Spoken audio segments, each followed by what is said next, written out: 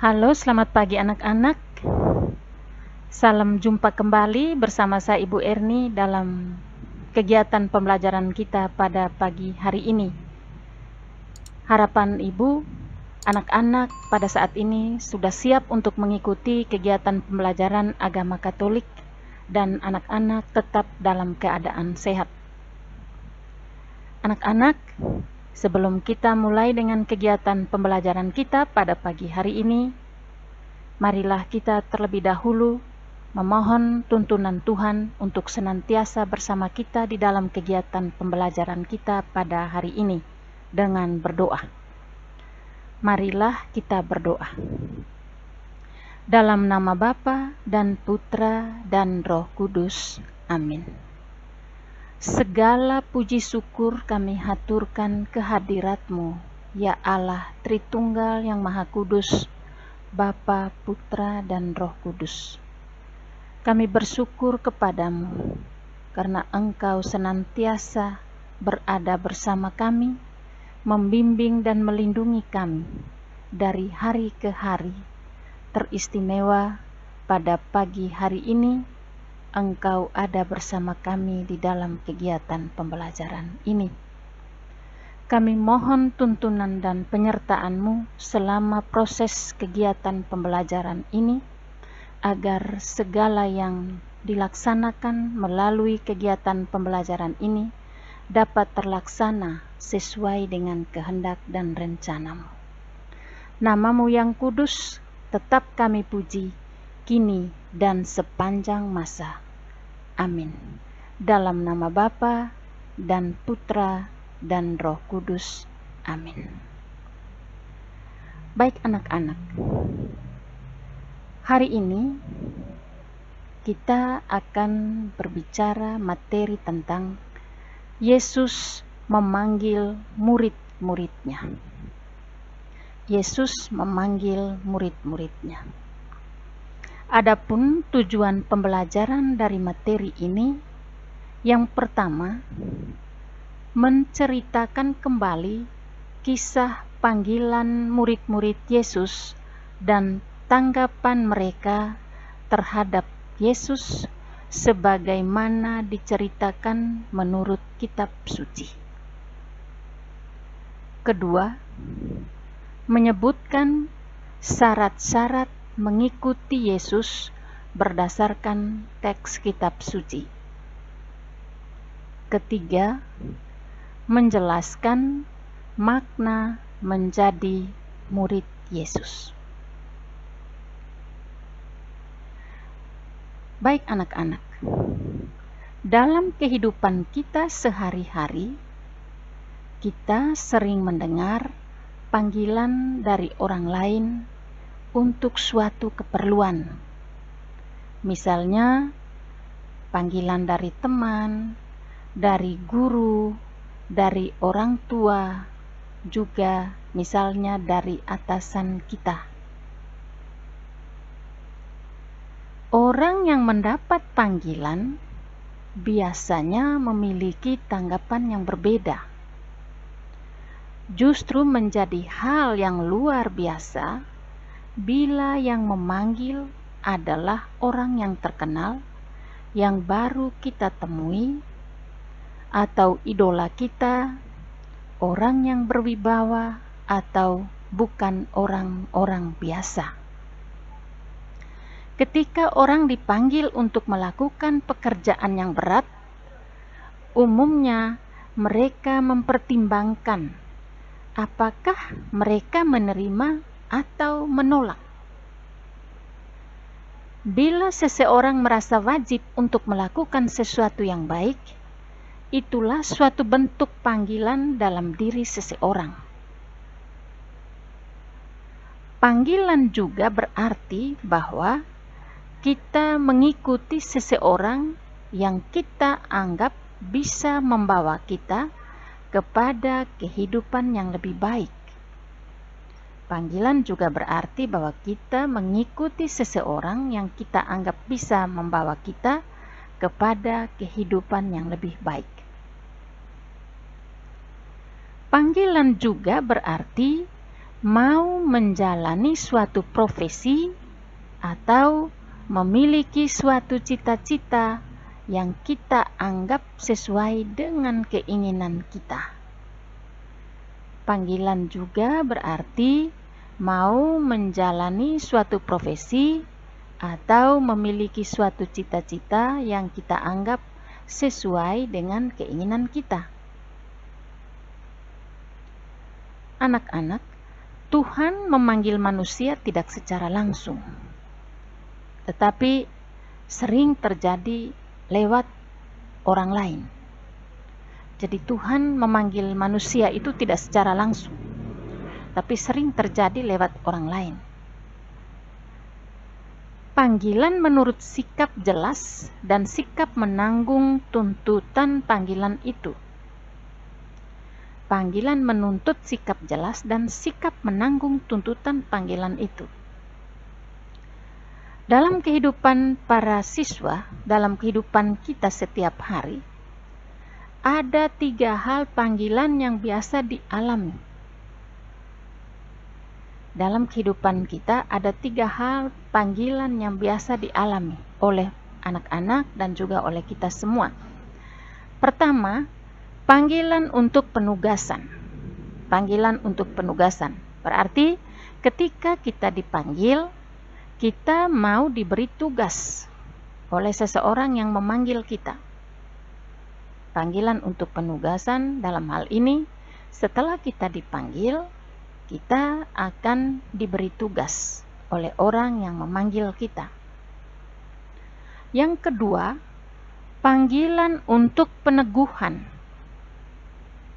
Panggilan untuk peneguhan berarti mendukung apa yang baik yang sudah dilakukan. Ketika kita dipanggil, panggilan untuk peneguhan tadi bahwa mendukung apa yang baik yang sudah kita lakukan, memberi dukungan, memberi pujian dan sebagainya akan apa yang sudah kita lakukan, berarti apa yang telah kita lakukan itu berhasil dengan baik. Dan di sini kita dipanggil dan kita diberikan peneguhan atas apa yang sudah kita lakukan. Yang ketiga, panggilan untuk peneguran. Yang kedua tadi panggilan untuk peneguhan, ketiga ini adalah panggilan untuk peneguran. Berarti kita ketika telah melakukan sesuatu, tugas yang diberikan mungkin belum betul, dan dalam hal ini kita diberitahu untuk memperbaiki apa yang telah kita lakukan yang mungkin diberi nilai bahwa kita sudah melakukan hal yang keliru atau yang salah. Sehingga ketika kita dipanggil, kita lalu ditegur. Dan pada saat itu juga orang yang memanggil kita tadi meminta supaya kita dapat memperbaiki apa yang salah yang telah kita lakukan. Yang berikut, anak-anak, kita melihat tentang panggilan Yesus. Pertama, dalam kisah panggilan para muridnya, panggilan itu berawal dari Yesus. Panggilan para murid itu selalu diawali dari Yesus. Yesus datang ke dunia untuk menjalani misi utamanya. Dan pada pertemuan kita yang sudah lewat, misi utama perutusan Yesus ke dunia ini adalah kita tahu bahwa dia datang untuk mewartakan kerajaan Allah. Jadi ia datang ke dunia untuk menjalani misi utamanya, yaitu mewartakan kerajaan Allah. Dalam menjalankan misinya, Yesus selalu melibatkan manusia. Dalam menjalankan misinya, Yesus melibatkan manusia. Siapakah yang dimaksudkan dia melibatkan manusia tadi? Di sini Yesus pertama-tama mulai memanggil murid-muridnya untuk menjadi pengikutnya. Dia memanggil murid-muridnya untuk menjadi pengikutnya. Murid-murid Yesus yang pertama itu adalah orang-orang yang dengan profesi yang berbeda. Ada yang punya profesi sebagai nelayan. Dia memanggil murid-muridnya, ada yang kesehariannya sebagai seorang nelayan. Ada juga yang kesehariannya adalah sebagai seorang pemungut bea atau pemungut cukai. Ada juga yang Yesus panggil itu dari kalangan orang kaya. Jadi ada dari nelayan, pemungut cukai, juga orang kaya. Mereka-mereka inilah adalah murid-murid yang pertama yang dipanggil Yesus untuk bersama-sama dengan Dia di dalam mewartakan kerajaan Allah. Sebagian besar dari mereka adalah orang miskin atau orang yang sederhana, yaitu yang di dalam kesehariannya terpinggirkan dan yang dianggap remeh oleh tokoh-tokoh Yahudi. Mereka adalah orang miskin, sederhana, yang kesehariannya terpinggirkan dan dianggap remeh oleh tokoh-tokoh agama Yahudi. Namun merekalah yang sangat potensial dalam melanjutkan misi perutusan Yesus di dunia ini. Orang-orang yang mengikuti Yesus datang dari berbagai latar belakang sosial, budaya, dan profesi. Kenyataan ini menunjukkan bahwa Yesus sendiri tidak membeda-bedakan orang untuk menjadi pengikutnya. Kenyataan ini menunjukkan bahwa Yesus tidak membeda-bedakan orang. Karena Dia panggil tadi dari berbagai profesi. Ada yang jadi dari nelayan, pemungut cukai, juga ada orang kaya. Kebanyakan dari mereka-mereka yang dipanggil Yesus itu dari kalangan yang sederhana, orang miskin, yang di mata orang Yahudi pada waktu itu tidak dianggap. Kenyataan ini menunjukkan bahwa Yesus tidak membeda-bedakan orang untuk menjadi pengikutnya. Sikap atau reaksi terhadap panggilan tersebut juga berbeda-beda. Ketika Yesus memanggil orang-orang itu, sikap mereka, tanggapan mereka terhadap panggilan itu juga berbeda-beda. Ada yang langsung mengikuti, ada juga yang tawar-menawar. Sikap mereka berbeda-beda, ada yang langsung mengikuti, ada yang tawar-menawar. Syarat-syarat untuk mengikuti Yesus. Ada syaratnya untuk mengikuti Yesus. Pertama, meninggalkan segala-galanya. Tinggalkan segala-galanya. Nelayan kah, pemungut cukai kah, orang kaya kah. Ketika Yesus panggil untuk mengikuti Dia, tidak ada tawar-menawar. Dan syaratnya yang pertama adalah tinggalkan segala-galanya. Harta benda, harta kekayaan mereka tinggalkan. Lepaskan semuanya itu dan ikut Yesus. Yang kedua, setelah mereka meninggalkan segala-galanya, mereka harus mengikuti Yesus. Kemana saja Yesus pergi. Mereka tidak berada pada satu tempat, tetapi mereka berjalan berkeliling bersama Yesus di dalam menjalankan misi perutusannya, mewartakan kerajaan Allah. Lalu yang ketiga, syarat yang ketiga adalah mau menderita dan memanggul salib. Panggul salib artinya mau menderita bersama Yesus. Jadi syaratnya tadi ada 3, Ibu ulangi. Meninggalkan segala-galanya, mengikuti Yesus, dan mau menderita. Karena mereka ketika mengikuti Yesus, tidak ada yang segala sesuatu yang mereka pikirkan adalah yang senang-senang, tidak ada. Mereka mengalami penderitaan. Penderitaan apa? Seperti ketika mereka mendatangi satu tempat, ketika mereka masuk di satu rumah, ada orang yang menolak mereka, tidak menerima mereka. Ketika mereka pergi ke satu tempat untuk mewartakan di sana, mereka juga ditolak. Yesus dan murid-muridnya, mereka diusir dan sebagainya. Karena itu adalah syaratnya, mau menderita. Dan artinya mau memanggul salib hidup mereka. Karena banyak sekali tantangan yang mereka hadapi ketika mereka berjalan bersama Yesus di dalam mewartakan misi perutusan itu. Para pengikut Yesus harus memikul salib dan menanggung penderitaan itu.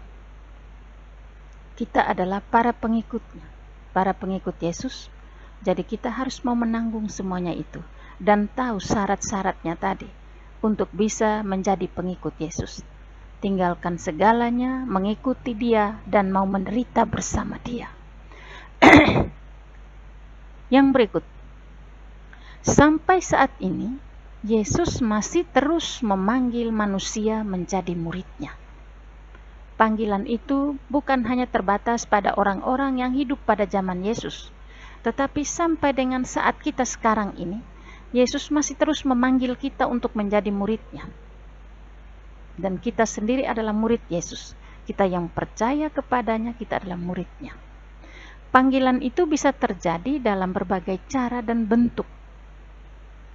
Banyak orang Kristen menjalani hidup dan profesinya sebagai panggilan, misalnya sebagai dokter, sebagai guru, sebagai pengusaha, sebagai imam, sebagai bruder, suster, dan tidak lupa sebagai orang tua. Ini merupakan panggilan dengan profesi kita yang berbeda-beda. Masing-masing mereka yang dipanggil ini, mereka harus menjalani hidupnya sesuai dengan panggilan itu dan tentu harus menjalankannya dengan penuh rasa tanggung jawab. Mereka menjalani hidupnya sesuai dengan panggilan mereka masing-masing dan harus dengan penuh tanggung jawab. Baik anak-anak, materi kita hari ini sampai di sini saja. Seperti biasa, nanti ada tugas, tetapi kalau misalnya pada saat ini tugasnya belum dikirim, berarti anak-anak tetap belajar untuk mempersiapkan diri menghadapi ulangan pada kali yang berikutnya. Materi untuk pertemuan kita yang berikut untuk minggu depan, kita akan berbicara tentang cara hidup murid Yesus. Baik anak-anak, mari kita mengakhiri kegiatan pembelajaran kita pagi ini dengan berdoa. Marilah kita berdoa dalam nama Bapa dan Putra dan Roh Kudus. Amin. Puji syukur kami haturkan kehadirat-Mu ya Tuhan, karena Engkau senantiasa membimbing dan melindungi kami pada saat pembelajaran kami pagi ini. Semoga apa yang telah kami peroleh melalui pembelajaran hari ini, kami dapat mengerti, memahami, dan kami dapat mewujud nyatakan dalam tugas dan panggilan kami masing-masing di dalam kehidupan kami setiap hari. Doa dan permohonan ini kami sampaikan kepadamu dengan perantaraan Kristus Tuhan kami. Amin. Dalam nama Bapa dan Putra dan Roh Kudus. Amin. Terima kasih. Selamat belajar. Salve.